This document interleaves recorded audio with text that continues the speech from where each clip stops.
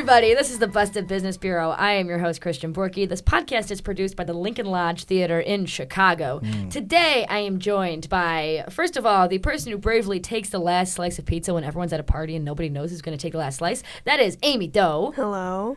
And secondly, I have Teenage Mutant Ninja Turtle fan theory extraordinaire and knowledge haver. It is Blender Bluid. What's up? The turtles are all trans. Blender Bluid, you got some social medias, right? Yeah. At Blender Bluid on TikTok, Instagram. Actually, that's it. No email? Nah. Not yet. BlenderBluid@gmail.com. Let's go. There's an LLC being formed. Yeah.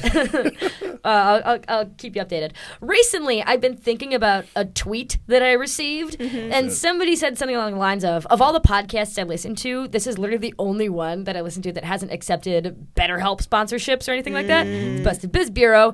I really want to emphasize that I will never have sponsors, both by choice and by circumstance. And I also spent no less than 40 hours researching this season. So if you like it, please consider donating to my Patreon, which is patreon.com/bustedbizbureau. Thanks for considering, and thanks to all my patrons who already donate. Anyways. You're the real ones. If you are a patron, you are literally doing the Lord's work. And you voted to make this fucking season happen.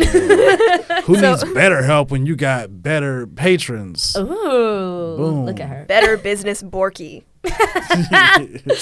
So, this episode is probably going to be the darkest one that I've ever done on the podcast. Let's go. Body horror all around. So if that is not your zhuzh, this episode is simply not for you. Okay. I would encourage you to give it a try anyway if you're on the fence. I think this kind of history is really important.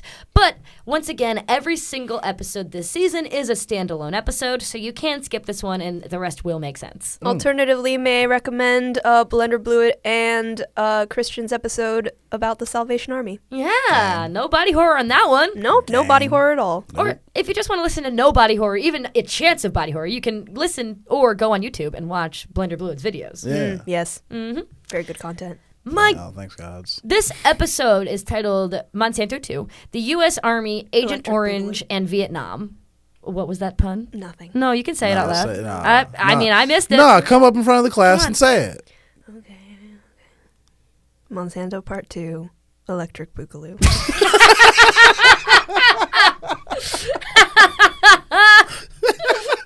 Jesus Christ. So this episode is about the U.S. Army, Agent Orange, and Vietnam.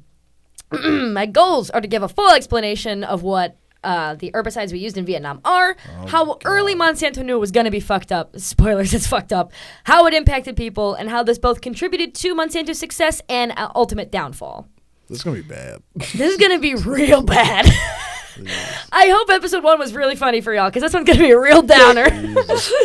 Y'all ready? Yes. So our story begins in 1949. I did it again. Edgar Monsanto Queenie is the supreme of Monsanto, which isn't relevant, but I wanted to mention it just so you have a piece from last episode to carry with you. Okay. And Edgar is 5'7". John's son. Well, more importantly, he's 5'7". Okay. Yes, Short king. He's John Francis Queenie's son who leaves behind no hairs. No heirs. Hairs. No hairs. No hair. Bald. He's Snatched. Our story begins in... She really liked that one. Our story begins in Nitro, West Virginia. Monsanto has a plant manufacturing chemicals that will later be used as weapons of warfare in Vietnam, but right now they're generally testing their effectiveness as a general herbicide. As you may remember, Monsanto manufactured a shit ton of DDT during World War II, DDT being the insect repellent meant to kill mosquitoes that kept just blasting our troops with malaria. It wound up being disastrous for society and ecological health. Anyways, no one knows how bad DDT is yet because Rachel Carson's book hasn't come out and blown everyone's nips off. So sorry. So apologize. Free the nips. So Monsanto is full steam ahead. By blasting them off? Yeah. Free them. It all starts with the martyr. Get them out of the bra and onto the floor. Oh my Yeah, god. baby.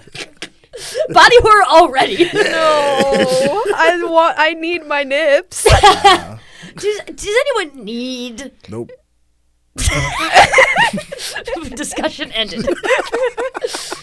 So Monsanto is full steam ahead on this herbicide that is contaminated with dioxin. We'll talk about what that is later. That's a surprise tool that'll help us later. The chemical plant in question in Nitro, West Virginia, is making a shit ton of this particular herbicide that is laced with dioxin. The actual name is like 245-T, dumb shit, but the poisonous element in it is dioxin that we'll talk about. I'll keep saying dioxin even though it's technically incorrect. It's not the thing we're talking about. Okay. But it's the part of the thing that's the most important. Exactly. Yeah. The active ingredient, if you will. I literally wrote that down next. The active ingredient and the main focus of the controversy, but not the Damn, product, is Amy, dioxin. okay. Amy's been guessing like where the sentences are going. You and me simpatico, baby. And in this plant, I looked up songs that were popular in 1949. Okay. A Little Bird Told Me by Evelyn Knight is the popular tune. It's March 8th, 1949. Above the smell of beef stew and Evelyn Knight's beautiful tunes, the plant manager hears a shriek. To this day, the shriek has not been identified, as I'm sure whoever uttered it was probably really embarrassed. But like all the sources I consulted mentioned like there's a shriek. Okay. Somebody do be shrieking. Somebody be shrieking because like that. what happened was not an explosion. In fact, it was the plant working as necessary. In building 41, some kind of thingy that they were manufacturing was overflowing, I guess, and all of the safety mechanisms worked. So what results is certainly a plume of white smoke clouding the air around building 41 and perhaps a bunch of gunk everywhere. That's up in the air, like how much gunk is everywhere. Like the historical accounts don't line up. Shout out to Gunk. But here is a quote from a source I'll be referencing extensively, and I'll let you know in a second what it is. Quote, except for the awful noise, the explosion, or accident, or incident, as the event is variously called, was immediately unremarkable. Safety devices had worked reasonably well, no one was injured, and the accident was not deemed a newsworthy thing beyond the immediate area. But with the passage of time, it became a most remarkable episode in occupational and environmental health, perhaps the most important single event for telling us about the effects of dioxin. People got sick. Ooh, we getting into it. How'd they get sick? God, having to work at a plant in 1949, I'm assuming already is hard enough. I'm Yeah. sure they're smoking inside, too. Yeah. It's just insufferable being there, let alone having poison in the air. Again, there's various descriptions on if this dioxin-laced gunk was all over the walls and floor. There's various description of cleanup efforts, which implies that there's shit everywhere. But again, it's not necessarily confirmed. What is confirmed is that a shit ton of dioxin was in the air, both in and around the plant, and that the workers kept inhaling in their efforts to get the plant back to normal. That feeling when you keep inhaling as a worker. I do be inhaling, though. I can't help but inhale. That's right. No, that's one thing about me. Quirky thing about me. When I come here, I inhale. Don't exhale, though. That's for the end of the night. Something strange started happening. Again, from the same source. Quote, as the workers applied themselves to their tasks, a number of them became ill. Many complained of skin and eye irritations and breathing problems. They be inhaling. Damn. Headaches, dizziness, nausea soon became widespread. A few weeks later, these immediate reactions to working in Building 41 largely subsided, perhaps because the cleanup efforts gradually removed the chemical cause of the distress. Unfortunately, other longer-lasting symptoms began to surface. 3 and 4 weeks after entering... Oh, I'm sorry, I didn't cut off the quote at the right time. Long-lasting symptoms began to surface, period.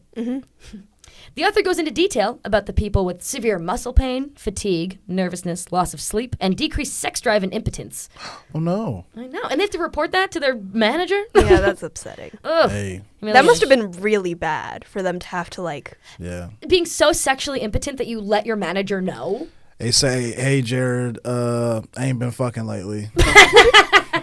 Oh, why should I care? Well, because I'm actually in love with you, Jared. Why didn't you tell me sooner? I don't know. It just didn't feel like the right time. I'm getting married tomorrow. No, you have to call for the... I feel like I'm in West Virginia in 1949. Anyways, this author continues, quote, within a week or two after entering the building, workers were plagued with another noticeable symptom. They started breaking out in blackheads and pale yellow cysts. In its Not mildest... the skin. Not the skin. In the mildest form, the skin disease resembled teenage acne. In more pronounced cases, pustules, pus-containing spots erupted and spread over other areas of the body. And in some men, the disease caused increased skin pigmentation, giving the skin a gray cast. These characteristics were unmistakable to physicians called in by Monsanto. They knew the workers had chloracne. Wow. Chloracne? Their acne was so bad that they became a different race. That literally happens to somebody. It's in like segregation era, and he starts getting mistaken as a black person and gets sent to the back of the bus. Yeah, and the guy was racist as fuck, and so he was like, "This caused me emotional distress." Wow. Like, also incredibly racist, but yeah, that literally happened to somebody. We should make a movie about that though, in racism. Crash 2. We're finally, at some point, we will end racism on the podcast. Yeah. If John Francis Queenie can't, and we can't. I don't know who can. Now, the way this is presented, they knew the workers had chloracne, made me think, oh, chloracne is a type of acne that's like already been discovered and defined. Mm-hmm. But then when I went on Wikipedia to see earlier cases of chloracne, literally nothing came up. That is to say, Monsanto invented a new kind of acne. Let's go. By specifically being the site of exposure to this new kind of poison. Shout outs, inventors. Now, also, inventors. Shout out. Free market innovation. Yeah, trailblazing. Acne. When I was on the Wikipedia page looking up other instances of chloracne, apparently another major dioxin poisoning happened to the former president of Ukraine, Viktor Yushchenko. He was running for election in 2004 against whoever Russia's preferred candidate was. I have pictures. After a dinner with Ukraine's head of secretary, he arrived home and kissed his wife. And she told him his lips tasted metallic. His face broke out into horrific chloracne, and it was revealed that his rice was poisoned with dioxin. His rice? His rice. Not the rice. Not the rice. Not the base of every meal. Oh, not the basic stable crop. Dang. They knew he wasn't going to reach for that other gross shit on the table, whatever it was. Not gross, but you know. They were like, he's What a gonna go for betrayal. this, right? That's fucked up. I hope the dinner was otherwise good, right? Like, if you're getting poisoned, I hope it was at least tasty. Yeah. Also, like, I'll say it. What kind of person is, like, eating rice and doesn't notice when it, like, tastes weird? Tasteless. Is it tasteless? Mhm. Oh, my God. He lived, and he went on to win the election, but his face is permanently disfigured, and it's covered in deep scarring from the incident. Do you guys want to see pictures? Yeah. It's in black and white, so it's, Okay. like, less horrific. But this is before, during, after. Oh, Damn. my God. And he had to, like, run for election like that. Oh, my The full after kind of looks like he's older. Right? But It's in color, it's more clear. Like, the scarring is a little bit red, and, like, it's really, gross. really deep. Yeah, but the during is The during is horrific. during is really rough. bad. That's It's- Frankenstein. Yeah, he literally looks like Frankenstein. It's terrifying because the man was poisoned and he had to carry around the. Oh, I'm so sorry. The monster that Frankenstein invented. That was gonna live with me for too long if I didn't get it out. I'm sorry. I had to do it. Thank God you mentioned it. I'm sorry. There's something deeply wrong with the three of us. We've already been in this room for too long. Sorry. Like, his skin, like, literally looks dead on his face. Yeah. Yeah. So he had to, like, his body had to make new skin. And that's why it's like that. This is before, during, after. It is rough, my friends. So this is the picture. I'm glad. That was a good note to show to the camera. Anyways, this wasn't Monsanto's fault, I assume, but it was another notable dioxin poisoning It looks like case. it hurts. Yeah. Yeah. It does. But let's return to our workers in Nitro, West Virginia, circa 1949. The workers were diagnosed with chloracne, and Monsanto sent in physicians to take care of them. Many recovered, but as the source continues, quote, some of the more seriously ill did not respond to treatment, so Monsanto sent 4 of them to the College of Medicine at the University of Cincinnati. 3 of the 4 men had entered Building 41 on the day of the explosion, or the next day, and 2 of them had reported that they'd been covered with a dark residue inside the building, further proving the gunk theory. Yeah. Anyways, the 4th man had not entered the building until 3 months after the incident, but his symptoms were still remarkably similar to the other 3. Whoa. So again, 3 months out of the explosion, So that this guy's got the same thing. sticks That around. That shit sticks around. I want you to, again, really note here, Monsanto is in its official company workings sending these men to be studied at the University of Cincinnati to receive special care after being exposed directly to the thing that they were making. Right? Quote, 2 or possibly 3 of the 4 workers had enlarged sensitive livers and changes in blood levels of certain chemicals that were consistent with liver damage. In addition to their common ailments, the men were cursed with a peculiar body odor. When they were in a room together, the physicians noted a smell that was not the odor of sweat or of the, quote, rancid fat in their skin lesions. Like, it's a whole different odor. And it smells worse than, I guess, that. Yeah. Oh Which- my God. You know you gotta stink if your physician is like, ew. Yeah. Like, it has to be just a horror. And I can't even imagine, like, them going home to, like, their families or No. whoever, even just with themselves, Yeah. carrying that smell around with them. You can't kiss your wife with that smell. Unless she is just remarkably cool. Unless she's for the streets. I hope, for their sake, that they were. Oh, also, this is the part where I put in the story about the one dude who's incredibly racist, who the effect of the poisoning had on him was his skin had darkened to such a degree that strangers were making him sit at the back of the bus. Let's go. Eat in separate locations. It was literally the plot to a MASH episode. Yeah. But it fully happened to him. I bet he was like, wow, being black is hard. He learned a lot of lessons that day. Here comes the final quote that I have not been able to independently verify the final claim of. It's like a throwaway line that demands a lot of explanation, so I'll read it to you. Quote, little emphasis had been placed on the psychological effects on these men, but it must have been a terrible source of worry to feel ill and uncomfortable for weeks or months or years, and to be troubled with chronic skin problems that, in some men, meant the daily indignity of having pimples squeezed by the plant nurse. Jesus. What? That raises so many fucking questions for me. Right? So they have plant nurses in Nitro, West Virginia, who I guess they had tasked with squeezing pimples. Dr. Pimple Popper. Literally Dr. Pimple Popper, 1949. Why? Were they studying the insides of the pimples? I have no idea. Were they collecting the insides of the pimples? Even grosser somehow. No! There's no further explanation. You sound like pop your own pimples, babies. PYOP. Grow up. Yeah. PYOP. If you look, get the nurse to do it. Shut up. Can you imagine clocking in and being like, all right, come here, Jeff. Like, let's get this done before you... Like, why also were they doing it? Did they think it was medicinal? Was it they looked unsightly and decided to just pop the pimples for them? Like, But everybody knows that after you pop a pimple, it looks worse. it looks... It does. It does. Yeah. Maybe it was different with the You dials. gotta it's probably the reddiest, blotchiest spot imaginable. How on their beauty face. standards have changed. I love Jeez a bumpy face these days. Yeah, man. The entire section that I was quoting from, like when I would say quote from the source, was Michael Gow's Dioxin, Agent Orange, The Facts. He worked in the Office of Technology Assessment, the technical research arm of the United States Congress, and had been involved in some capacity with Agent Orange since 1979. Here's the thing. He wrote his Facts in 1986, well before the more damning aspects of a very important trial were released. So we're getting the most sanitized pro-U.S. version of this incident, and it still sounds horrific. Yeah, that's really bad. Do you understand what I mean? Like, Yeah. this is bare minimum. This is as good as it's going to get. Uh-huh. The studies conducted on these men were later proven to be categorically misleading, as in the men, more men than you'd think had worse symptoms than those described. Oh, my God. I won't get too into it because it's just tedious at this point, but I wanted to mention that it's like gonna get so much worse. Okay. So, do you remember the first book that I introduced you? Marie Monique Robbins' The World According to Monsanto? That was episode 1. As it's discussed heavily in her book, the scientific studies that Gow were relying on were all completely butchered. And for the sake of brevity on the podcast, I won't get too far into how, but here's my takeaway.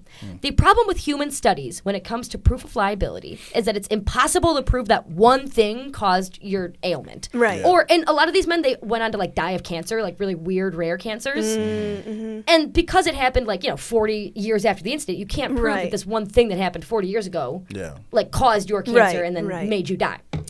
Notably, a lot of these dudes also like smoked and drank and didn't eat particularly well. They came of age in the fucking 30s and 40s. Yeah. Like, shit was different back then, meaning you could link a lot of their cancer deaths to a variety of factors. And because humans live so long, in particular, this was a small sample size, it's hard to draw any bona fide scientific conclusions from the nitro plant.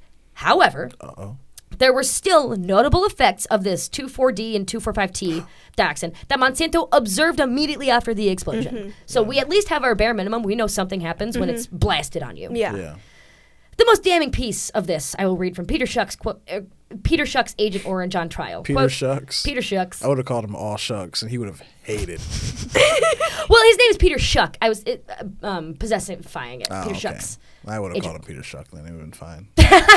we would have been good friends. You would call him All Shuck. All Shuck. He'd be Aw, like, shut the Shuck. fuck up. Shuck the fuck up. Oh, she's bringing the puns. Hey, all right.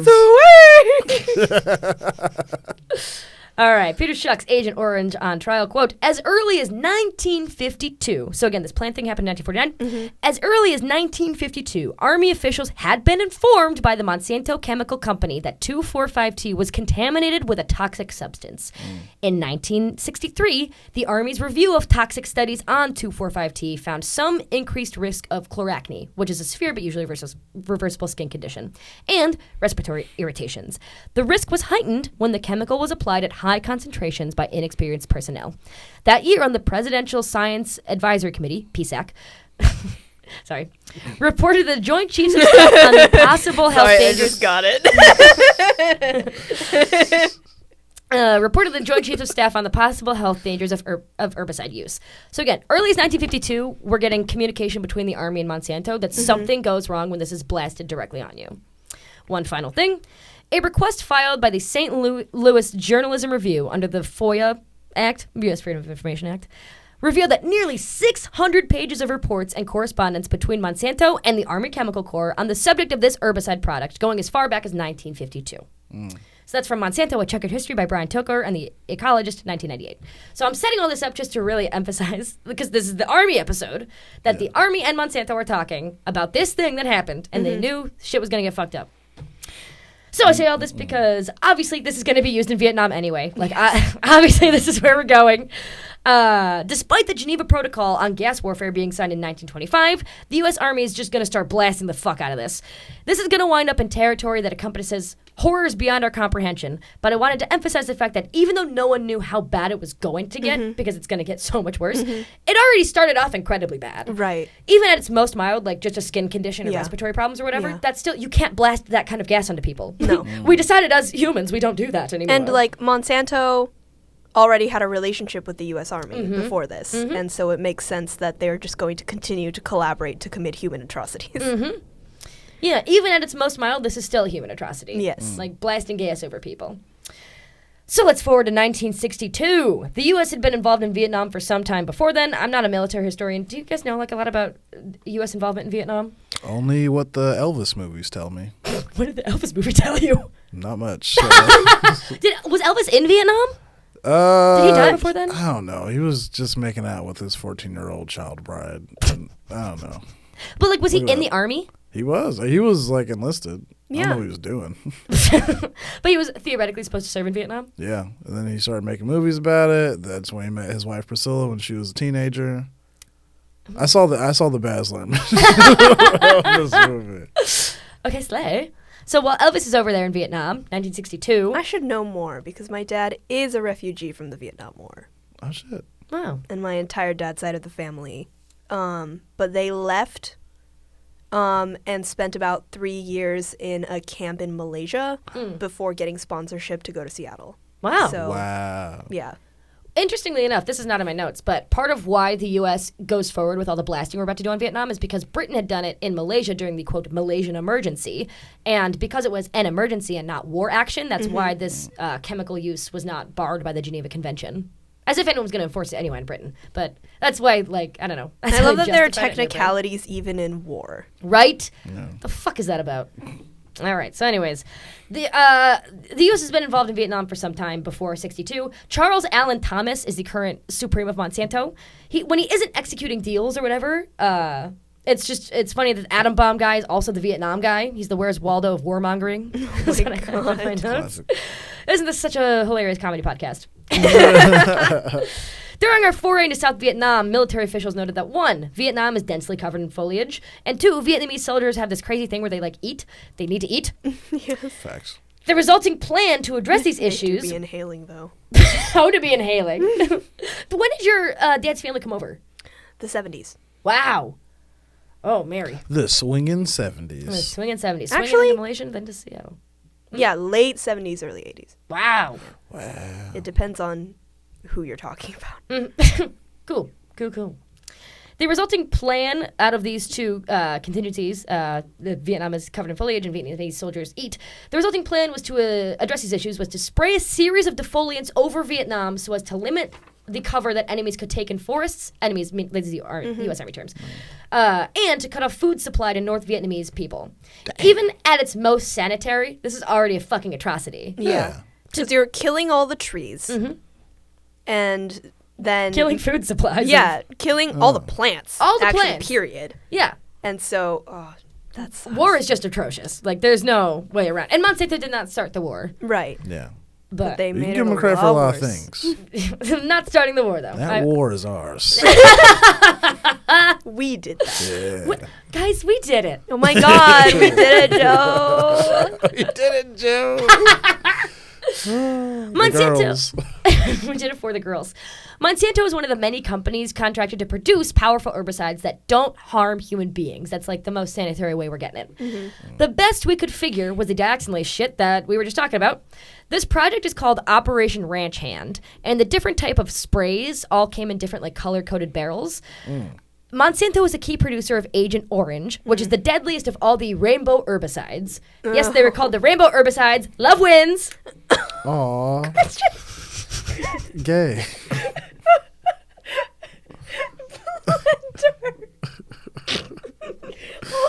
You like that one? Oh my God. Oh, yeah. Oh, yeah. There are more chemical companies that are producing the other agents: Agent Pink, Agent Blue, Agent White, Agent Green, whatever. Okay. But Monsanto is Quentin the key. Tarantino. I don't get it. He did a movie called Reservoir Dogs. And that's everyone's name is like Mr. Pink, Mr. Orange or something. Oh, okay. I wonder if this is where he got You were the bringing the idea. movie references today. Sorry, I've watched film. I'm a film studies major. I watched films. Are you I don't watch actually? movies. Never. Kill the arts. Defund the arts. Please. If there's one thing I've learned from this podcast, it's defund the arts. Yeah. It's not, why does this indie comedy theater let me do this podcast? That's what I've really learned. Because you're amazing and I'm learning a lot. Aw, that's sweet. So yes, anyways, love wins. From Marie Monique Robin, quote, according to a Columbia University study published in 2003, so again, this is after Vietnam, dissolving 80 grams of dioxin in a municipal water system could eliminate a city of 8 million inhabitants. That is how potent dioxin can be. God damn. And this further from Robin. 80 milliliters is like 4 tablespoons. 80, is that what 80 grams is? 80 grams. I don't know. Yeah, because 1 gram is a milliliter. That's how the metric system works. Oh, look at you, Miss Mendes. But only if it's water. So if it has like a different viscosity than water, then it'll probably weigh more because a milliliter of honey weighs more than a milliliter of water. Okay, and you're saying. I have no idea how much dioxin weigh, or how much these herbicides weigh. Yeah. No idea. But on January 13th, 1962, a Fairchild C-123 of the U.S. Air Force took off from Tan Son Nhut Air Base carrying more than 200 Nut. It's N-H-U-T. I didn't know if that was nut or newt. Nut. Let's say nut. All right. Carrying more than 200 gallons of Agent Purple, which is not Agent Orange, between then and 1971, an estimated 20 million gallons of defoliants were sprayed over 8 million acres of forests and crops. My God. More than 3,000 villages were contaminated, and 60% of the defoliants used were Agent Orange, which is the equivalent of more than 800 pounds of pure dioxin. Y'all seen Fern Gully? Oh, Fern Gully. that's the Robin Williams movie? Maybe. Was he in it? I don't know. This is fairies, and they live in the forest. I- and the forest I can is picture dependent on- Yes, he did it before Aladdin. Yeah. Oh, really? He did. Holy shit. I think that's like why they R.I.P. contacted him. Robin Williams, dog. That's my Yeah. homie. Love that guy. I think that would be a good movie, and I would want to watch it. But Shout out Fern Gully. shout out Fern Gully. So again, 80 grams of dioxin in a municipal water supply could eliminate a city of 8 million people. More than 800 pounds of pure dioxin were blasted over Vietnam between 1962 and 1971. What could possibly go wrong? Skin. So much. I'll let Robin continue. Quote, sitting in his wheelchair, he pointed to the space where his legs used to be. Alan Gibson was vice president of the Vietnam Veterans of America, which has 55,000 members. Quote, when I got back from Vietnam, I started to have problems with my eyes, he explained. And then, 3 years later, I had the first symptoms of what doctors call peripheral neuropathy. My bones started to dissolve and come out of my toes. One day I was Holy shit. One day I was washing my feet and a piece of bone fell into my hand. What? Where? How? Out of the toenail? Well, he does not elaborate. I'm about to say, how the fuck does it just come out? I don't know. Is this disease common among Vietnam veterans, I asked? Yes. Jesus. Bones fell off.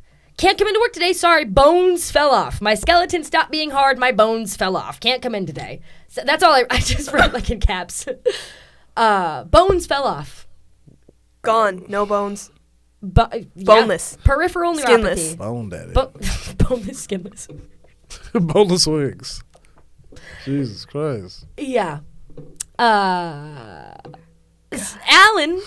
Give me that can't sleep. me and Bluid were listening to Pentatonics before this. Yeah. Yeah. Alan is far from the only person who has to deal with horrific illnesses after his time in Vietnam. Because again, this is a U.S. soldier stationed in Vietnam.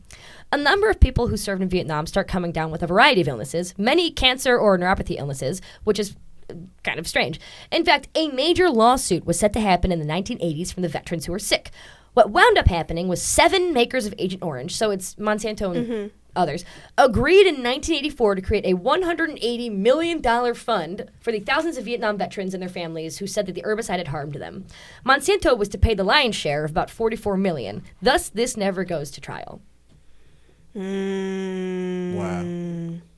Additionally, and we'll get to the people who still live in Vietnam in a second, the Department of Veteran Affairs has been asking, since we exited Vietnam in the early 70s, questions about veterans' health as it directly relates to Agent Orange. So they have a questionnaire, like when you sign up or whatever to be part of the VA. Like, were you in Vietnam? Was this blasted on you? Did anything happen? Despite this, the Department of Veteran Affairs has never once published a study or comment establishing a causal link between Agent Orange and specific health anomalies. So, ProPublica did a sweeping one and found disastrous results. Oh my God. It's just insane to me because, of course, the Army isn't going to release anything because the Army is associated with the government, and the government's the one that contracted Monsanto to do all this stuff, right? And so it's just... It's like that, have either one of you seen the L Word? Of course you haven't. Seen in the L Word where Alice is like, she's got like red lines between all the lesbians in town who have like fucked. Okay. Oh, nice. And that, what you were describing, I was just picturing Alice sitting there like connecting the government to the VA to Right. Monsanto to, Right. So anyways, ProPublica does a sweeping analysis, and instead of talking about the ProPublica report, I want to talk about the people who were citizens of Vietnam. We'll talk about, I think, the ProPublica report at some point, but if we do. If we don't, I'll just spoil it. Like, a lot more disastrous health effects are found by ProPublica. They publish it. And this was after, like, decades of advocacy. Right. Like, they didn't do it right after Vietnam. This was in, like, 2016, I think they did this. So anyways, I want to talk about the people who are citizens of Vietnam who continue to live there after Operation Ranch Hand. Marie Monique Robin visits Tudu Hospital in Ho Chi Minh City, and she writes the following.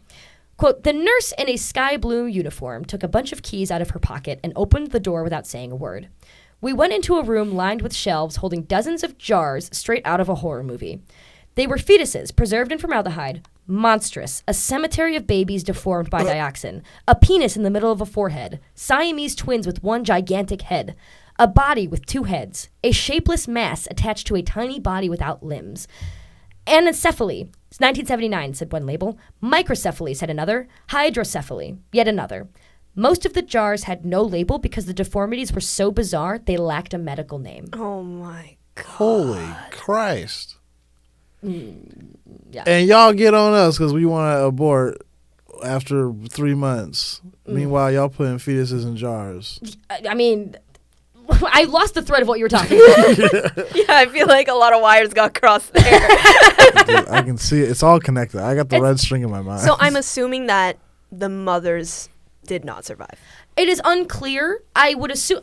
What is clear to me is that the children, or these babies, did not survive. Right. And then were then preserved in formaldehyde. This is nuts. And they're just kept in a room. Because they in a need to be hospital. studied because these anomalies did not exist before our involvement in Vietnam. God. So I love that Monsanto is just making new hitherto unforeseen horrors. First we had shit. chloracne, now we've got different kinds of cephalies that Limbless are fetuses and husk. yeah. What's a husk? By technical terms. An empty shell of something. Yuck. Just the idea of a shell is yucky to you. Disgusting.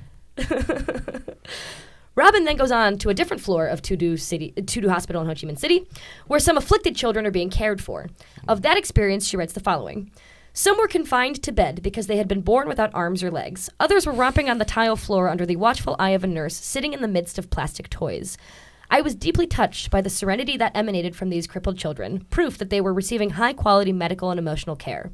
Quote, most of them suffer from neurological problems and severe organ anomalies, the doctor said, taking a little boy born without eyes onto her knees.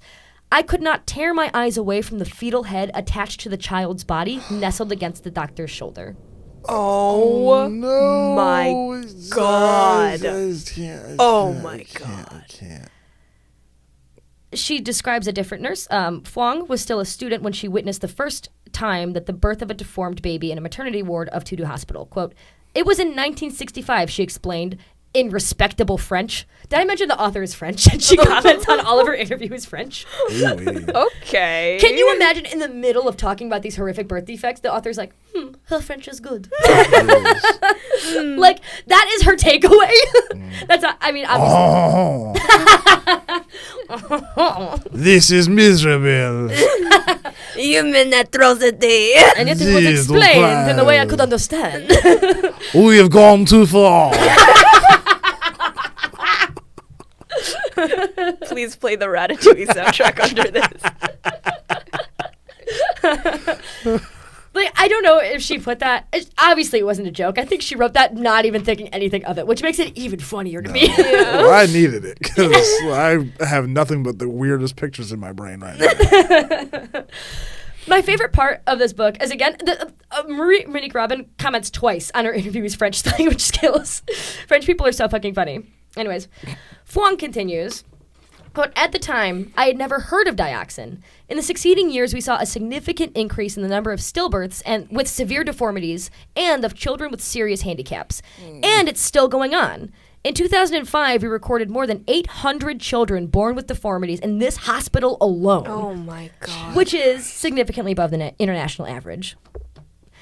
Right, because it's from the factory incident, it sticks around for like months, and that was only with like that one small incident. And as we're finding out, it actually lasts generations. Yeah. And I'll talk about the science of it in a second. But, quote, according to admission records, 70% of the children treated here have parents living in the area that were sprayed by defoliants. Unfortunately, tests to detect dioxin are very expensive, about 1,000 pounds, like British sterling pound, whatever. And there are no laboratories in Vietnam that are able to perform them. The only time we did have a test done was on the mother of Viet and Duc Siamese twins born with 3 legs, 1 pelvis, 1 penis, 1 anus, whom we successfully separated. Slay. Who got what? Jesus. I don't know who got what in the distribution. We found a rather... Yeah, I do have many questions that Phuong did not answer. We found a rather high level of dioxin in her fatty tissue. This is the mother of those two. My country's medical authorities estimate that 150,000 children today have deformities due to Agent Orange, and that 800,000 people are still ill. No. Oh, my God. I will return for a second to lighten the mood a little bit. Let's go. To what Robin said before about how the children at Tudu Hospital were being well cared for. Again, the vibes, she said, were impeccable. Immaculate vibes at the children's She said hospital. immaculate vibes at the children's hospital. I It's enjoy lit in the this. hospital. Social emotional learning. Here, Christ. I'm going to show you a picture of a kid with pretty obvious birth defects. He does not have arms, and one of his legs is quite shorter than the other. He's watching TV in the most like kid way possible because this kid can clearly sit up, and he's choosing not to. Oh, I'm obsessed. What Yeah. year is Laid this? out on the. Yeah, that is- I think 2005 is when she went. 2005. Hide a flow rider. So this kid is just like splayed out on the floor, like in the most like Family Guy fall style way possible. Yeah, that's great. That kid's living life. Yeah, He's I living have large. done that recently. I picture myself watching TV as a kid, and it just looks exactly like this Yeah. kid. And so I saw this picture, and I was particularly touched because I was like, I've been there, you know? Yeah. These kids are us, and we are them. And Shout out to anyways, kids. Shout out to kids. Splayed out, despite the fact that he absolutely has the ability to sit up on his own. That's what I've written at the bottom here. Like, he totally could. I know he could. But what's the fun in that, you know? Yeah, for who's trying to impress? Listen, floor time is very important to me as an individual. Ooh, that is so true. Fuck those I- other hospital kids. He's also watching it alone. Yeah, fuck yeah. I'm a loner. I'm cool. Well, if you zoom out from that photo, everybody else is sat completely normal. Yeah. He just wanted the center stage. You're like, damn, Jackson's so cool. This kid in Tudu Hospital in Ho Chi Minh City is named Jackson. He's the coolest kid in the hospital. Damn. Robin's line of questioning to the nurse that we were talking about, Fong, will inform where the rest of the episode is going. Quote, are there birth defects characteristic of dioxin? And Fong responds, no. But dioxin acts inside the cells of a hormone, favoring the growth of deformities that diseases that exist otherwise. But what? So let's talk about it. Because I learned a lot about this stupid fucking science, and I will do my best to be a science communicator. Okay. I think what she said is our current understanding of dioxin as of 2022. Mm-hmm. As I've maybe alluded to, dioxin is not one chemical. It's a toxic compound of a shit ton of different molecules and chemicals that are just like loosely labeled dioxin. Mm-hmm. It is stored in various cells and acts like a hype man for bad ideas that your body produces. So you know how evolution works? Like, can we go through a run-through of evolution? Yes. Sure. Let's say you're hummingbirds and the Galapagos, and there are these flowers that have really long stems. The birds that live longer are the ones that happen to be born with longer beaks because they can get into the flowers better. And as a result, the ones with longer beaks just breed ones with longer beaks. Yeah. But the first longer beak was just an accident. Like, their body just accidentally came up with it, and they were born, and then It's like somewhere in the genes, there was like a shorter beak gene that just got toggled off. Yep. But what I'm hearing is that dioxin toggles all the bad ones on. It doesn't necessarily toggle it, but when your body has an idea, like, what if I had no eyes? Dioxin's like, yeah! And, like, favors the growth of that. Yeah. So instead of actively causing the switch to be flipped on, it's like, what if we did flip on the switch? And Dioxin's like, it's dark in here, flip it on! So dioxin is an enabler. And yep, that's exactly what it is. We all need an enabler, but we can't all have all enablers. Yeah. We need some haters in our lives to shoot down the ideas that are gonna make us make bad choices that are like gonna hurt people. You know, me and Claire talked about this a lot, of like the importance of being a hater. You gotta do it, man. I need to lean more into that. I think I'm too nice. Yeah, we got some hater. Hater. What? Hater Nation. Cells, genes. We need those. We need haters anonymous. But yeah, with enough dioxin present in your system, your body will get really hyped at the idea, at like bad ideas. Because the dioxin doesn't cause the defect, it just encourages it. I have a suspicion that this is why this is so difficult to prove liability. Right. You understand? Right. Like, the legal stuff hasn't caught up to the science of it. Yeah. Because even with a crime, like a hype, like a person who sits on the side of the crime scene saying, "Yeah, steal that couch." Oh, wait! I saw a TV show on Hulu about that girl who who encourages her boyfriend to commit suicide. Oh no! You know Was what? she charged with a crime? Yeah, she was charged. Wow. I'm gonna go find those lawyers and I'm gonna hook them up with this dioxin case. So legally, was she responsible for was the suicide the crime, or her encouraging suicide the crime? Do you understand? Encouraging suicide was Is a crime. the crime. So like bullying and like harassment. Yeah, I think she got charged with manslaughter. Oh wow. Yeah, some weird degree where she's not going to be in prison for the rest of her life. But yeah, I was wondering, like, is suicide a crime? I thought, like, legally it is. Is it not? I think it can be. I think there are places where it's illegal. Yeah. But again, you dead. Yeah, so they're not going to charge her with the crime. But yeah, Right. that's why I was asking, like, what is she responsible for legally in the situation? yeah. Wow. So I guess that is a crime, in fact, where the hype man does get the arrest. But I guess in your silly example, It's a cellular hype man. yeah, it is a cellular hype man. Robin continues, quote, how do you explain that a company like Monsanto and even some American scientists continue to deny the existence of a link between dioxin exposure and genetic deformities? And Fong responds, quote, it's history repeating itself. First, they denied the link with cancer, and now to avoid responsibility, they deny the link with birth defects. Damn. And she nailed it. Fong's really out here spitting facts. My God, she was so helpful. And I Yeah. guess really good at French. Yeah. Is history repeating itself? I'm sorry, wait, no, she did not say, she said respectable French. And of a different person, she says impeccable French. Ooh. I know. But- she's kind of judging for I was me. about to say, she's real big on her language. But she's quoting Fong extensively. That is true. But I didn't quote the person. I think Alan Gibson might have been the one who was talking in impeccable French. Alan Gibson. Whose we got- bones fell off, as we you'll got- remember. Yeah. That's another character in Pokemon Santo for keeping track. I've decided I'm going to be an Olgita main. Ooh. That's gonna be my main right there. Is the other main option Edgar then? Yeah. You only get 2 starters. You only get 2 starters. I'm going Olgita and then Shapiro. I'm going those 2. That'll make sense if you listen to the first episode, which I encourage you to have done. As the last quote indicated, there's a lot of secrecy when it comes to In this the world, is dioxin. John a legendary Pokemon with Olga? I'm getting steamrolled on my own fucking podcast. Pokemon Monsanto, gotta catch them all. There's a lot of secrecy when it comes to the toxicity of dioxin. Most of what I've been telling y'all has been with the gift of hindsight and decades of advocacy to make this information public. That's crazy. So I want to talk about the watershed moment for which these documents were uncovered, the trial of Kemner v. Monsanto. So, in 1979, January 10th, there's a train coming from Sauget, Illinois. Sauget gang. It's coming from Sauget that derails, again, January 10th, 1979. It crashes and spills a shit ton of dioxin in the town of Sturgeon, Missouri. No. Not Sturgeon. Not Sturgeon. 19,000 gallons of crude oil just blasts onto the town of 800 people.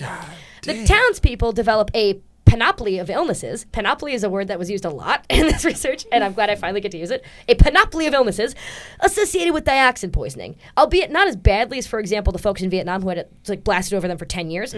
But their land in Sturgeon, Missouri is turned to complete shit. And again, that's not to say there's no health problems, but a lot of it is land that will litigate in court. Because many of them are farmers, this is literally their livelihood. Right. One resident of Sturgeon, Missouri is this 81-year-old retired school teacher named Frances Kemner, who's the lead plaintiff, I think because she's just like a badass. After the trial, she's quoted in the Wall Street Journal saying this, quote, "They had 8 lawyers and we had 2, but we licked them anyway." The Wall Street Journal quotes further, quote, "She calls herself a Harry Truman Democrat and says that the Independence Hellgiver would be proud of her victory against the big boys in St. Louis." Oh my God. This lady slays. Spitfire 81, lady. Yeah. She rocks. She was a huge part in getting the town towards this lawsuit because when you are suing for like personal injury, the burden is on you Right. to prove that you were injured and get all these documents together and do all this. And you need to get stuff from the doctor, and you need to figure out how you're going to pay the lawyer, and then you have to go to the news stations and say, hey, we're doing this lawsuit. Yeah. This actually is becoming a bigger thing in anti-racism work, where they look at shit like this that has caused health disparities that were never addressed that like lead to basically low-income people having like this shit done to them. Episode 3 is going to be the episode for you. Oh, That's shit. exactly what episode Racism! Yeah! Let's go! Activate. We're all team. At Sauget, Illinois. Sauget! Sauget! Sauget! We appear in Sauget to do racism. Like Christ the Redeemer. So in my brain, we're all stacked on top of each other. This is going to be unintelligible to listeners. They're going to be like, what the fuck are you laughing about? Listen to episode 1. It'll make Yeah, the sense. body Or horror watch episode the- watch was the video. hilarious. You should just watch the video, too, of all of us T-posing. Arms only. We're no standing room. For more than 3 years, 14 jurors would listen to 130 witnesses and try to evaluate the harm suffered by the residents of Sturgeon. I know I buried the lead, but they're on jury duty for 3 years. Jury duty. 3 years. What happens to like your job? I don't know. I think you mean, leave. I have quit. Yeah. Yeah, 3 and years. then like how do you address that employment gap? You Like say- sorry, I was on the longest trial in American history, or was the in the longest civil dioxin trial, case. I think.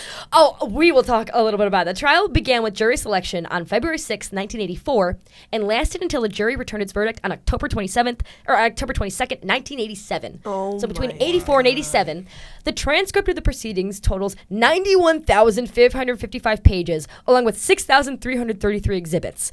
I promise we'll talk about what's revealed in the trial, but I really need to talk about the 3 years part of it more.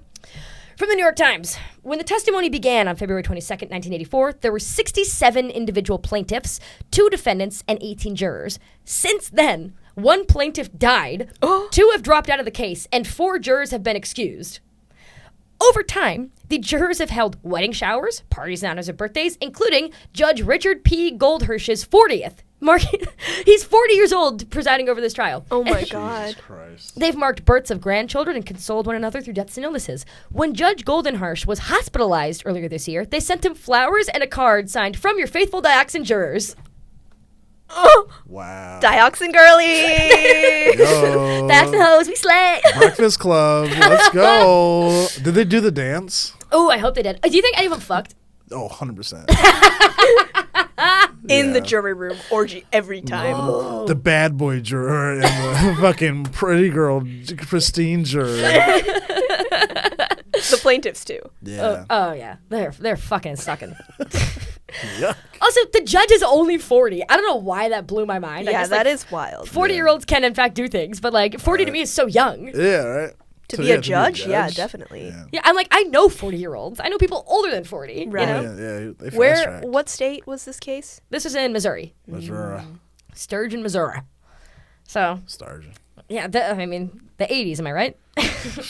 Because this trial lasts so long, and because it directly relates to personal injuries related to dioxin, a lot of Monsanto shit is revealed.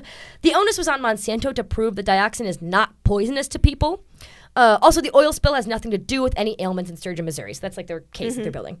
Per the Wall Street Journal, apparently Monsanto had a fucking revolving door of lawyers to each cover 4-hour shifts so as to seem mightier and having an infinite amount of resources. I want to highlight something from Marie Monique Robbins' book. Monsanto, again, needed to prove that there's no causal link between dioxin and health consequences. They'd known for years that they need to have this evidence, so here's part of how they gathered it, like before this trial even becomes a thing. Right, so Monsanto was like, we need to get ahead of this thing before it eventually comes out. Right. To guard against possible accusations of dioxin being poisonous, Monsanto executives stopped at nothing. With the complicity of employees at the St. Louis morgue, they secretly took tissue samples from random corpses of like road accident victims and had them analyzed, revealing that their fatty tissue of corpses contained dioxin. Their case being like everybody has dioxin in our bloods, including like these random dead Damn. road accident people. This is some Better Call Saul shit. Right? Like, imagine showing up at your job and they're like, you got to go to the morgue today to get, you know, fatty tissue And like, go samples get a of- finger. And go, give me a finger. Give me a ring finger while you're at it. I have the ring sizing, and I just don't have the time for my own finger. Get somebody else's finger. Go to the morgue and collect tissue, like, Damn. surreptitiously. Is that the word, surreptitiously? Whatever. Like, Surreptitiously? sneakily. Sneakily. Surreptitiously? Yeah. It's like a Serpentlicious. Surreptitious. Serpent deliciously? Deliciously, like a serpent. Lem. So yeah, that was fatty again tissue. before this Kemner v. Monsanto thing even started. Right. They were like, we got to get ahead of this shit. Let's go to the morgue. I mean, honestly, if I was a judge, that would be a red flag. right? Like, why are you covering your ass if Already? there's nothing to cover? But also, this proves in later trials to be quite effective because it's like Monsanto, or I'm sorry, like dioxin is in everybody's bloodstream because like we're having a nightmare as a country. Like because it's in everyone's bloodstream, you can't prove that this bloodstream dioxin proved their ailments. Right. You understand what I mean? Yeah. That is to say, they were testing random people to prove that everyone has dioxin. They stole tissue from dead people. That is a thing they did. That's what I kept emphasizing in my paper. Wow. Additionally, what comes out of the trial? Do you remember the plant workers from 1949 who were studied at the University of Cincinnati? Yes, Feels like a with the lifetime acne. ago. Yes. The main doctor leading these studies, which he did for decades, is one Raymond Suskind. Do you remember the one source? Oh, the Michael Gow source I was telling you about. He worked for the OTA, government employee, sanitized version of events. So he was referencing Suskind's work, which proved that there was no long-term connection between the workers' dioxin poisoning and various cancers, illnesses, etc. This is proven in Kemner v. Monsanto to be a huge load of fucking bullshit.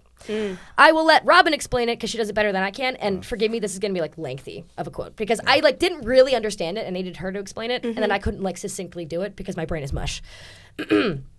This study, published in 1980 by Raymond Suskind and his colleagues from Monsanto, Judith Zack, suffered, to put it mildly, from a lack of rigor in the definition of individuals considered exposed. Oh, okay. Marie Monique Robin is like the funniest person alive. I love the way she wrote that. She's so fucking French. So because of like a jank hypothesis that made no sense, quote, the group of those exposed included only workers present on the day of the accident who also had contracted chloracne. That is to say, those who had been present but not gotten chloracne were excluded from the group of studying the poison. Whereas Susskind knew perfectly well that the absence of chloracne did not imply a lack of exposure. Right. Like people had right. other illnesses that weren't Yeah. chloracne. But he was like, Right. they didn't have chloracne? They're not in the study. Yeah, because if you're not coughing and you test positive for COVID, then you still have COVID, even if you're not coughing. Right? Yeah. Cough. Conversely, Oh no. Conversely, anyone with skin problems like psoriasis, acne, and the like was included in the cohort of exposed. So, like, even if they weren't there for like years after, but they had skin problems anyway, Susskind put them into the exposed category. Wait, why? I mean, to manipulate it. Oh, okay. So whereas workers on the production line who were absent on the day of the accident were systemically placed in the control group of not exposed, even if they were suffering from chloracne. Like, it's just like Right, so if stuff went wrong with the control group, then Yep. they were like, but they weren't exposed, even though they were actually there on the day of the accident. The study, this is still Robin. The study published in 1983 by Judith Zach and William Gaffey, both Monsanto employees. No. So, the result that was that rates of cancer were lower in the exposed group than in the non-exposed group. Crazy. What? The trick was having included in the study only employees working at the factory and or having died between January 1st, 1955 and December 31st, 1977. In other words, those who had worked at Nitro between 1948 and 1955 were excluded, as were those who died after 1977. This arbitrary protocol made it possible to exclude from the study the workers Monsanto knew were exposed, like from the 1949 accident. Oh my God. 9 of whom had died from cancer and 11 of heart disease. Furthermore, 4 workers who had died of cancer had been classified as exposed in the 1980 study and were placed in a control group for the 1983 study. Like, they died. They literally died. They literally Damn, died. Okay, Susskind. so there were 2 different studies. Yes, we've got Susskind and then Judith Zach. Okay. Fuck Monsanto, keep track. And for Susskind, the messed up part of that was that the control group was people who didn't have skin problems, and the people who were exposed were just people who had skin problems. Some of them were caused by dioxin. Some of them just have psoriasis, like Kim K. Exactly. Like, Famously has psoriasis. Damn. so the And then correct. Judith and Zach, the messed up part about that was that they only tracked people who are alive or dead for 2 years. It was more than like the time period they have is between 1955 and 1977. Oh, okay. So there are workers who had died before 1955 Right. and after 1977. Right. And like if you worked at the plant between 1948 and 1951, you just weren't included. Even though that's when... The plant exploded in 1949. Oh, wow. That's great. Yeah. So That's like messed the up. timing of Right, theirs is right. dumb, whereas in the first one the control group is the foolish thing. Yeah. So Cool. both of them were messed up for different reasons. Exactly. Okay. And these are like studies that the government is going off of, or like Yeah. that, you know, Monsanto, Yeah. or the Monsanto was giving to the government to be like, see, it's not that big of a deal. But they also knew. Quote, but it was the last study, the one published in 1984 by Raymond Susskind and Vicky Hetzberg, a colleague at the Kettering Laboratory, in the prestigious Journal of the American Medical Association that crossed all bounds. At a hearing in the Kemner case, Roosh acknowledged that instead of the 4 cases of cancer recorded in the exposed group, there were 28. What? So they said 4, but it was actually 28. The other 24 had been omitted for some reason. They don't say the reason. Wait, what? When Susskind fun? when Susskind was subsequently questioned, he was, according to the plaintiffs, shown to be such a fraud that he refused to return to the state of Illinois for completion of the cross-examination. Right.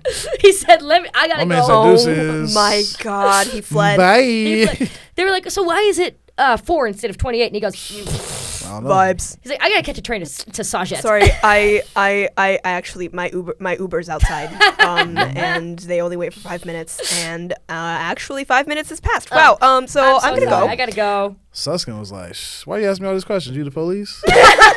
Sheesh. So that is the end of me reading fucked from with Robin. Susskind. What? I fucks with Susskind. I like his vibe. I'm Susskind main. Despite all of this, literally all of it, the juror of average people who were bombarded for 3.5 years with evidence decided the following. So again, like it's hard to be a juror on Right. this because you're being bombarded with all the scientific evidence that you don't necessarily understand. Decided the following. Monsanto, this is their verdict. Monsanto didn't cause any of the townspeople's injuries, but they did act with wanton disregard for safety by having dioxin present in the stuff that was shipping in the first place.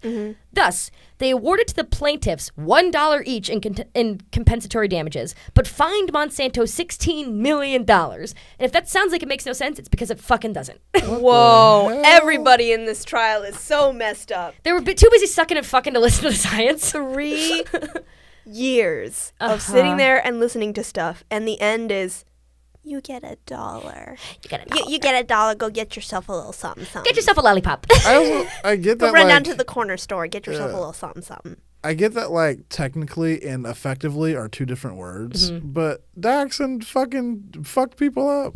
What is the miss?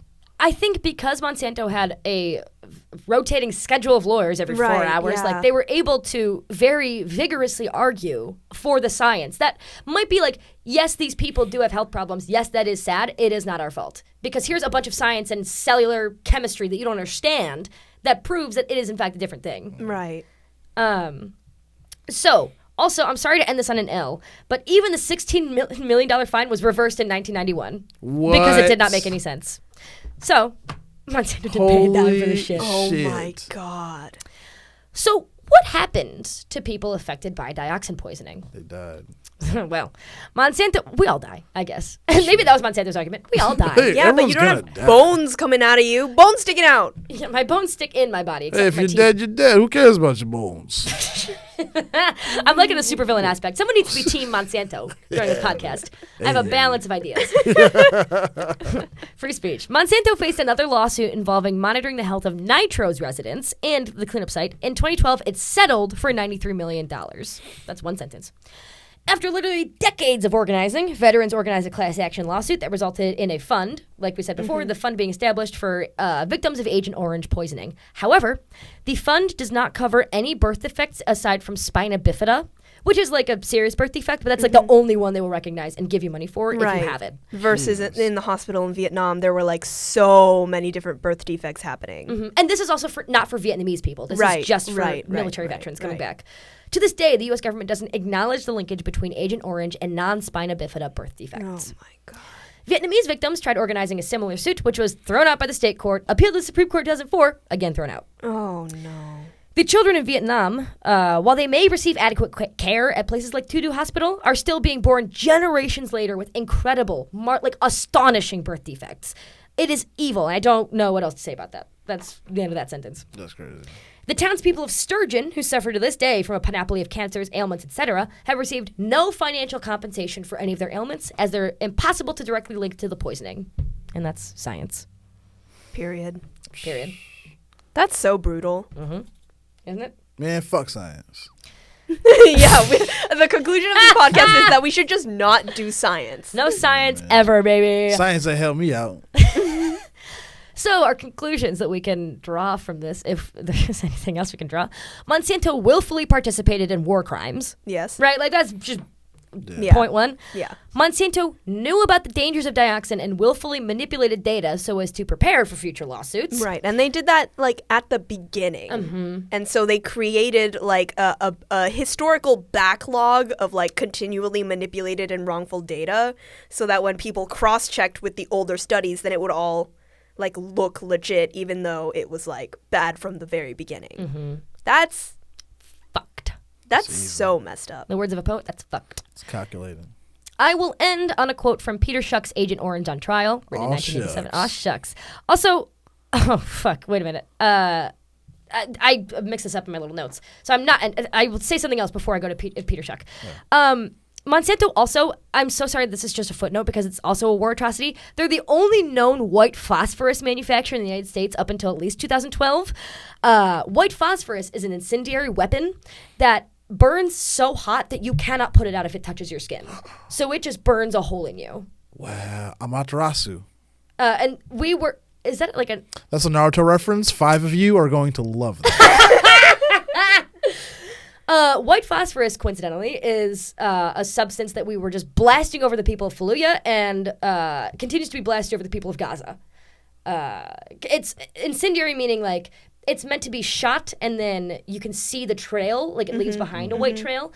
but being struck by that weapon will indeed cause burning so bad that you like no water, no substance on Earth is like cold enough to, or whatever enough to put it out. Until it just goes out on its own.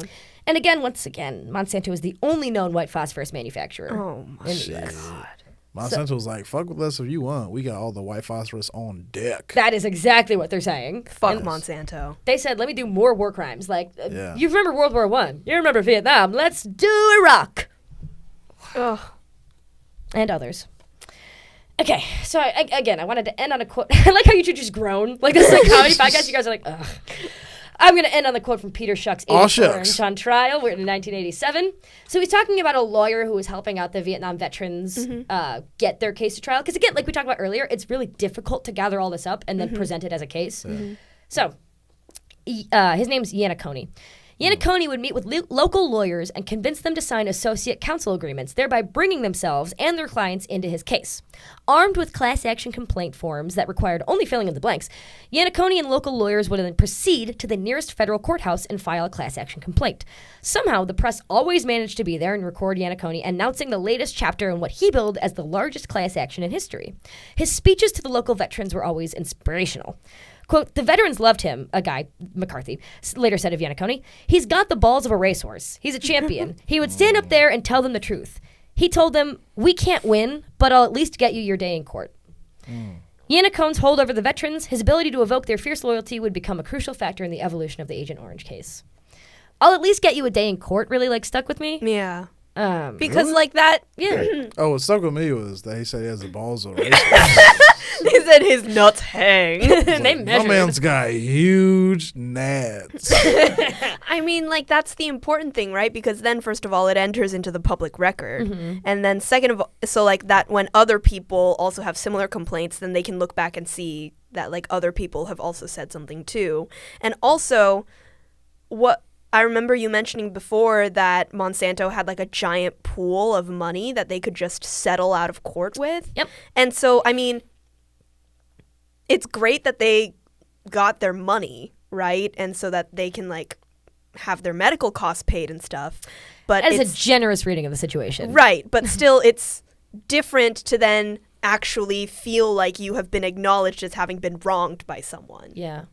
And like his nuts hang. You know, His nuts. that dick twitch could make an earthquake happen. Oh my god. Woo-wee. That's my guy. That's my dog. That's a big one, baby. Woo! That's my homie. You know, I would end on a dick joke, but I wrote just like a little footnote at the end of this. So, a question that I think comes up from this was, does the government know? Since Monsanto had manipulated all these studies, could you, 100%. like if there's simps out there who want to do whatever for the U.S. government, you could ask, do they know? Either way, I gotta mean, know. either way, they still ordered for a war crime, even if they didn't Yeah. know like the human effects of Right. like this herbicide. Right. They still wanted to starve enemies and like whatever. I mean, that was like straight up their strategy. Yeah. Let's like get rid of all the trees so we can see them better and make sure they don't eat so that they can't run away from us fast. Exactly. So, like, starting there, war crime. It is questionable how many government officials knew based on the fact that the EPA just went along with whatever Monsanto said. It was only established in, like, 1970. So this is emphasized in the quote below from Marie Monique Robin. Quote, the authors of the report, there's like a, a report, a scientific report, did not hesitate to copy almost verbatim 200 pages provided by Monsanto to denigrate the result of the studies by whoever and whoever. The effect of the copying is so present, is present to the views of Monsanto submission as the commission's own. Or, sorry, it's presented as their own views.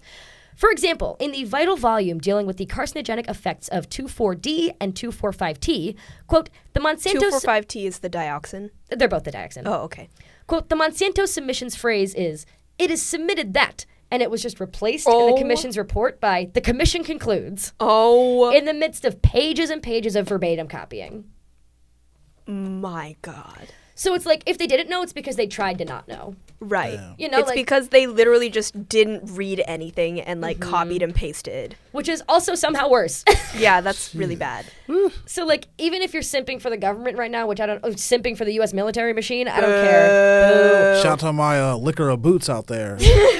Hope your tongues are hurting. Yeah. Like, it's still just they chose to not know, even if they could have known. Right. You know, so that, and here's my sources. And that is episode 2, y'all. Just so you know, the sources is just a blank piece of paper that says sources. Don't trust Christian. It says fuck you, my brain. It's just, I made it up. All right, so that's been episode 2 of the Monsanto season of the Busted Business Bureau podcast. How you guys doing? Please Pretty support good, man. Christian on Patreon. Aw. Hey, drop your favorite Pokemon Santo in the chat. Yeah. Oh, my favorite Pokemon Santo so far is definitely Fong.